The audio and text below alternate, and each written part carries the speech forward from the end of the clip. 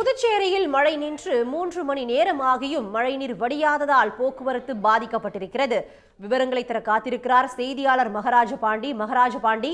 எந்தெந்த பகுதிகளில் எந்தெந்த சாலைகளில் மழைநீர் இன்னும் வடியாமல் இருக்கிறது, போக்குவரத்து எந்த அளவுக்கு பாதிக்கப்பட்டிருக்கு, இயல்பு வாழ்க்கை எந்த அளவுக்கு பாதிப்பு? கட்டாயமாக நாம் புதுச்சேரியில் பிரதான பகுதியான இந்திரா காந்தி சதுக்கம் பகுதி தான் இருந்து கொண்டிருக்கிறோம். ஏனென்றால் புதுச்சேரியில் மைய பகுதியாக திகழும் இந்த பகுதிக்கு சென்னை, கடலூர், விழுப்புரம் போன்ற தமிழகத்தை சேர்ந்தவர்கள் வர வேண்டும் என்றால் இங்கு வந்துதான் புதுச்சேரி புதிய பேருந்து நிலையத்துக்கு செல்ல வேண்டும். அந்த அளவுக்கு புதுச்சேரியில் முக்கியமான பகுதியாக இந்த பகுதி திகழ்ந்து கொண்டிருக்கிறது.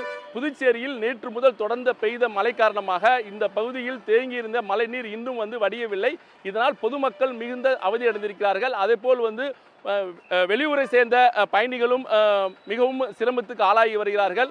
இந்த பகுதியில் மழைநீர் தேங்கி இருப்பதால் வாகனங்கள் வழக்கம் போல் செல்ல முடியவில்லை, ஊர்ந்து செல்ல வேண்டிய சூழ்நிலை தான் இருக்கிறது. குறிப்பாக இங்கு உள்ள பேருந்து நிலையம் முற்றிலுமாக மழைநீரில் மூழ்கிவிட்டது.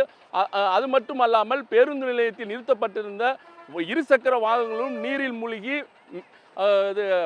பலூன் போர் மிதக்கும் காட்சியும் நாம் பார்க்க நேர்ந்தது. இதனால் பயணிகள் பேருந்து நிலையத்துக்கு வர முடியாமல் ஆங்காங்கே நின்று கொண்டு தங்களது பேருந்துக்கு நடந்து வரும்போது இங்கு கடுமையான போக்குவரத்து நெரிசல் தான் ஏற்பட்டிருக்கிறது. மழைநீர் வடிந்தும் எங்களது கண்ணீர் வடியவில்லை என்பதுதான் புதுச்சேரி மக்களினுடைய ஒரு வேதனையாக இருக்கிறது. தற்போது இந்த மழையால் என்ன மாதிரி பிரச்சனை ஏற்பட்டிருக்குன்னு இந்த பகுதி மக்களிடம் கேட்கலாம். நீங்கள் வண்டியில் வந்தீங்க, மழைநீரில் இப்போ வண்டி நின்று போச்சு. இந்த மழைநீரால் என்னென்ன பிரச்சனை நீங்கள் சந்திச்சிருக்கீங்க? வணக்கம், என் பேர் சதீஷ்குமார். பாண்டிச்சேரி லோக்கல் தான். இது முக்கியமான ஒரு ஜங்ஷன். இது ஐஜி ஸ்டாச்சு.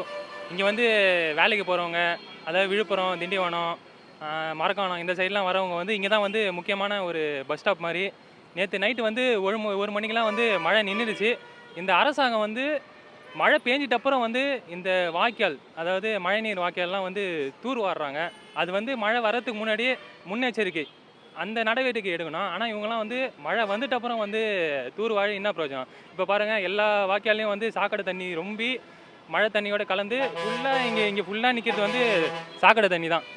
மழை தண்ணியோட சாக்கடை தண்ணி தான் என்ன, அதுவும் சாக்கடை தண்ணி தான். இதனால் நிறைய பேர் பாதிப்படைகிறாங்க. அது மாதிரி சீக்கிரமாக வடிய மாட்டேங்குது முக்கியமான ஜங்ஷனில். இதனால் நிறைய பேர் நோய்வாய்ப்பட வாய்ப்பு இருக்குது. நிறைய பேரோட வண்டி நின்று போகுது. அதான் அரசாங்கம் சீக்கிரமாக இதை தூர்வாரி மக்களுக்கு கஷ்டம் இல்லாமல் பண்ணணும். மழைக்கு அப்புறம் பண்ணுறது பதில் மழைக்கு முன்னாடியே முன்னெச்சரிக்கையாக பண்ணணும். நன்றி. தம்பி, எல்லாரும் வண்டியை ஓட்டிட்டு போவாங்க, நீங்கள் மட்டும் உருட்டிட்டு வந்தீங்களா? வண்டிக்கு என்ன பிரச்சனை?